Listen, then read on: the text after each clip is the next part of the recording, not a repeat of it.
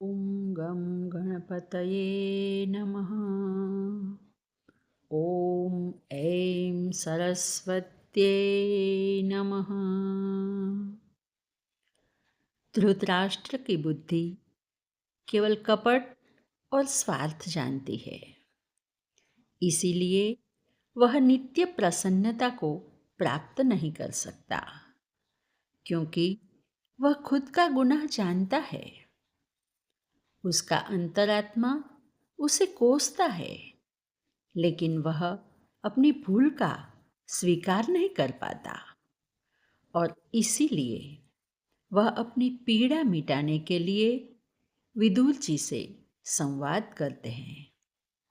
इसी श्रृंखला में विदुर जी उसे छह को छोड़ने की बात बताते हुए कहते हैं, षड्दोषा पुरुषेणेह हातव्या भूतिमिच्छता निद्रा तन्द्रा भयं क्रोधम् आलस्यं दीर्घसूत्रता।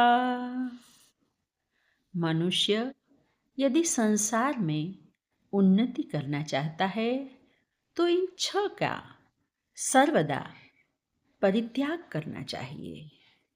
निद्रा, तंद्रा, भय, क्रोध, आलस्य और दीर्घसूत्रता।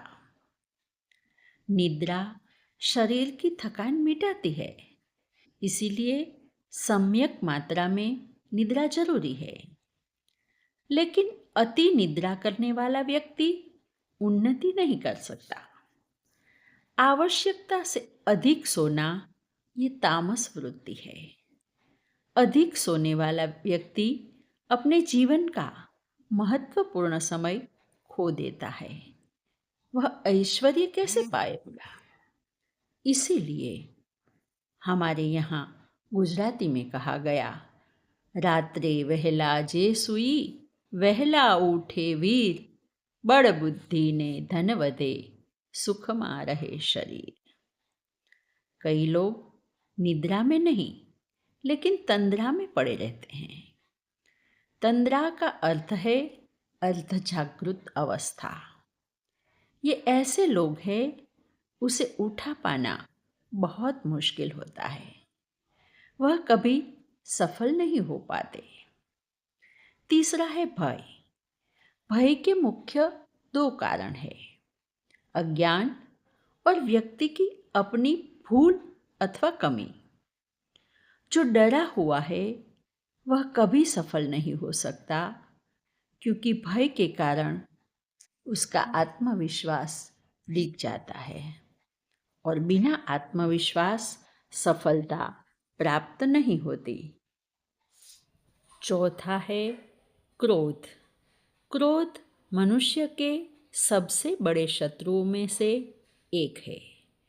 क्रोध की पहली असर मन की शांति पर होती है और गीता कहती है, अशांतस्य कुतः सुखम। पांचवा है आलस्य। जिस समय जो कार्य करना है वो न करते हुए पड़े रहना, ये आलस्य है।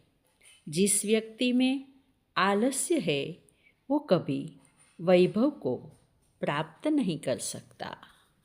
और आखिर में है दीर्घसूत्रता। जो काम जितने समय में पूरा हो सकता है उससे अधिक समय ले लेकर समय को व्यर्थ गंवाना, ये दीर्घसूत्रता है।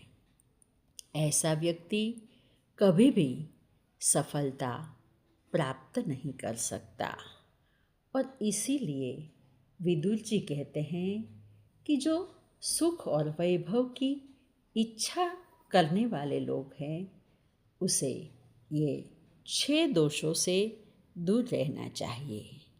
आज बस इतना ही। हरि ओम।